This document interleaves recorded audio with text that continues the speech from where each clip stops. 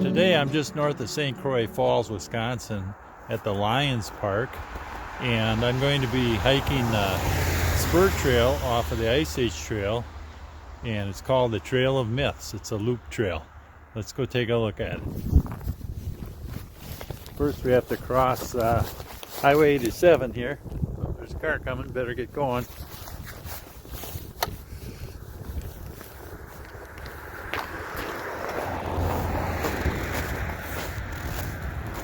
We go into this Wirt family preserve and an Ice Age Trail Mindy Creek segment, and just in here a little ways there's a turnoff onto the Trail of Myths.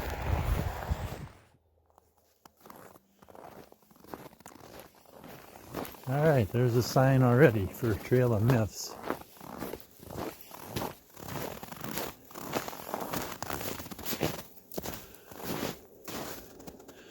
So, we'll just follow the Ice Age Trail here until we get to the spur.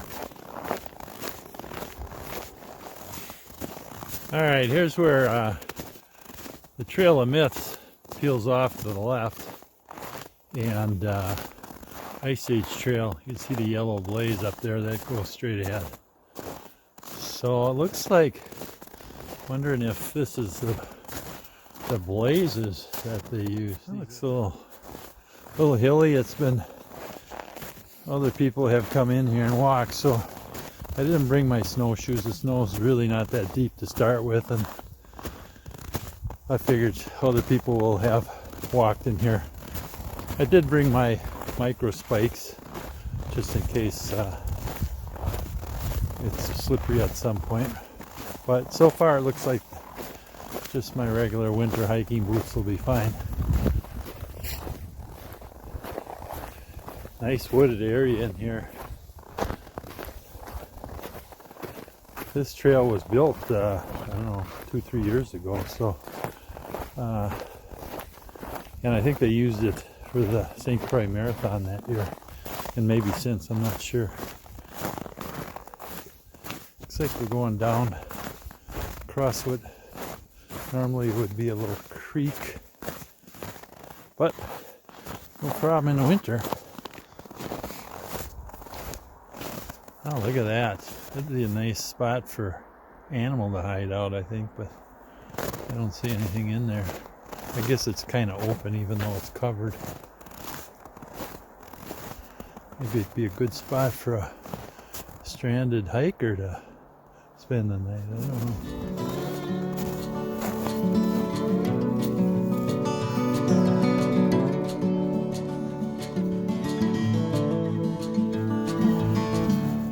Okay, here it kind of looks like the trail goes straight, but that looks like the creek there. And there's a blaze over there. I guess we turn left here. And here we're crossing another fork of the creek, it looks like. Looks like we're coming to a teeny boardwalk here. It's kind of a cute little part of the trail. I suppose that when the water's running, it's nice to have that. Well, this turn is marked pretty well. Looks like it's going to start getting a little more hilly here.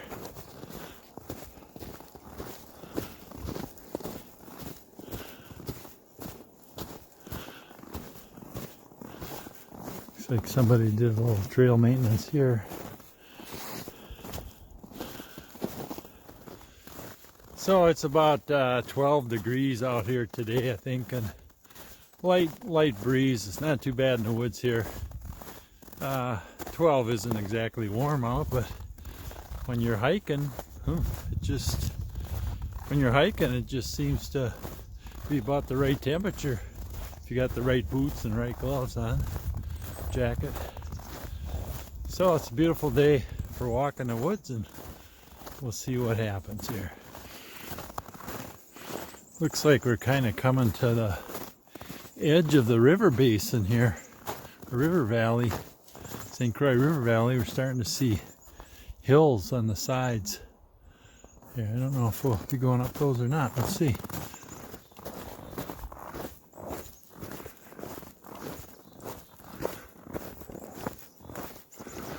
A lot of exposed rock here where the water, the river comes through, or the creek. I suppose this is all rock underneath us, and that just happens to be the part that got washed away.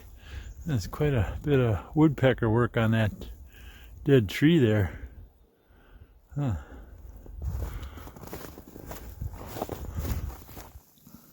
Well, it looks like the trail's gonna go up this hill here. This keeps going. Maybe we'll get a view from up there. We'll see. Well, it must be on a boardwalk. I could hear it. Kind of the hollow sound. Yeah, there's a boardwalk under there somewhere. Okay, so I made it up this hill. And yeah, you can see across the river to Minnesota over there, the bank, the sides of the valley over there. Looks like I walk along this. Well, it looks like I go back down over here. I didn't put my micro spikes on. Didn't quite need them. They wouldn't have hurt, but I had my trekking poles and that was enough. So it looks like we may be going down again, then maybe up again, we'll see. It's kind of cold running the camera in this weather, so I have to put my gloves back on here. Alright, so the trail did come from that hill over there and came down into this valley and then back up this hill here, and it looks like it kind of goes up over this hump and maybe down another hill. Let's see.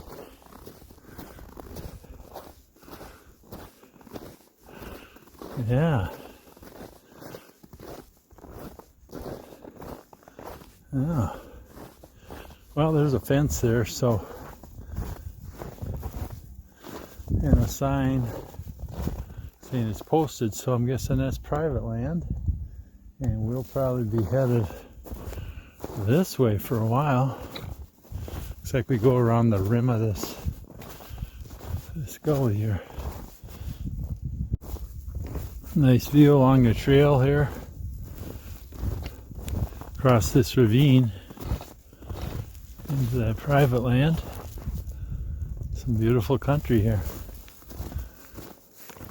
This trail seems to come out on and catch every knob of this hill so that you can get the best view possible. There's a nice little creek running down there. Definitely have to come back in the summer or fall and see what it looks like in here. Got a real hazy sun today. That's kind of what I like to hike in the wintertime. It's not too bright like when it's full sunlight in the snow. Seems like the downhills are a little more treacherous than the uphills. You have to be a little more careful.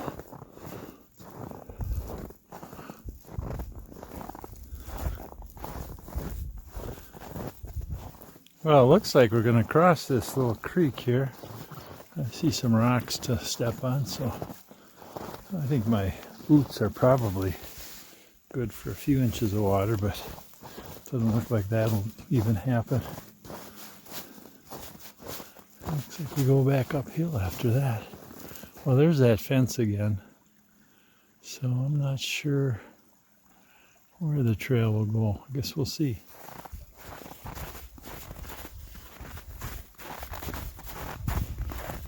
A little dicey coming down here, but there's some trees to hold on to.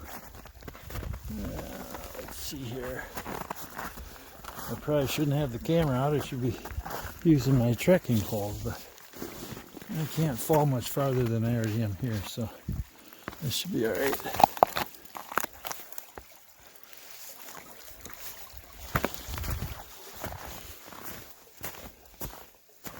Yeah, imagine in the spring there's some flow here.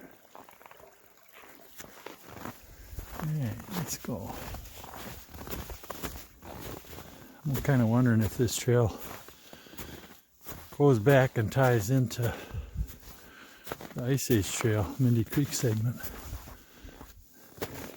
We'll see. I'm guessing I'm about halfway through here so far. A little creative work here on the trail with these logs here. Retaining wall. You know, when I'm walking along an edge where there's a steep fall off a steep side of a hill, I like to put one trekking pole on the downhill side and get it planted, because you know, if you slip or fall, having a pole planted on the uphill side isn't going to do you much good. But the downhill side, you might be able to catch your fall before you go head over heels up down the hill.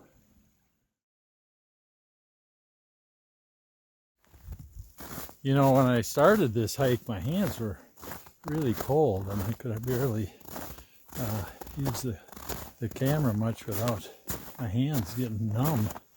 But now that I've been in here for half mile or 3/4, whatever it is, my circulation's going pretty good, and kind of feel like I could even go without gloves. So it's good to dress in layers so that you can match your insulation with the level you need. The trail here is on a kind of a primitive road or trail of some sort. Came from the other side of this little divot here. It follows the side of that hill around and to here. So, pretty easy walking on this part. One time on a winter hike, I was using my trekking poles, and I noticed that one of the baskets was missing off the pole. And I know that when you use poles with baskets on them, they leave kind of a mark where the basket touched like that. So once I noticed that I was missing a basket, I had to take a look at where it came from and follow my tracks back until the pole that was missing a basket, where the last basket mark was, about 1/4 mile back, and pretty deep snow. And I dug around in the snow under, and there, sure enough, was the basket. That's a good way to find them. This part here is a little more open, and you can even see the sun up there. But it kind of looks like we're headed back into the dark woods down here.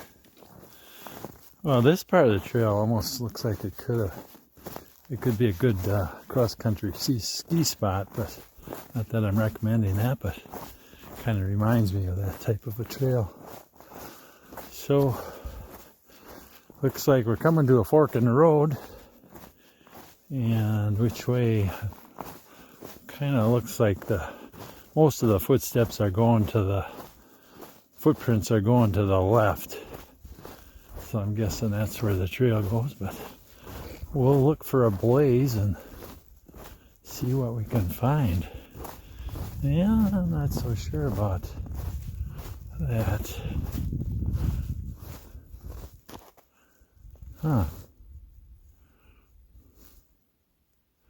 Well, I'm going to take a look at my map and see what that says.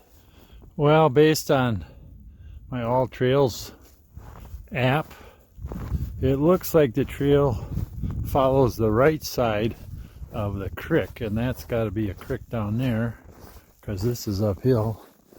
So I'm guessing this is the right way to go. I thought this might have been a blaze on this tree, but then well, maybe it's moss. But as I get closer, yep, it's a blaze. There's another one up there. So that wasn't too hard to figure out. Not sure where that other trail went, but I'm sure the locals know. We're about 3/4 of the way down with this trail, and looks like it's easy peasy all the way back. So, well, it looks like we're coming to a junction here. There's our blaze on the tree. Oh, okay, this is where we're merging back in with the Ice Age Trail, Mindy Creek segment. So I can hear plenty of road noise. We must be getting pretty close to the road. And I think we'll come out to the clearing any minute now. Yeah, it's been a great hike. Beautiful winter day, and not too hot, not too cold, and the trail's in good shape. Quite a few hills on this trail, which was a pleasant surprise and makes for a nice, moderate winter hike. I'd recommend it. I'll have to come back in the fall, or summer and spring and fall, and see what it looks like. But I definitely would recommend the Trail of Myths. See you next time. Bye.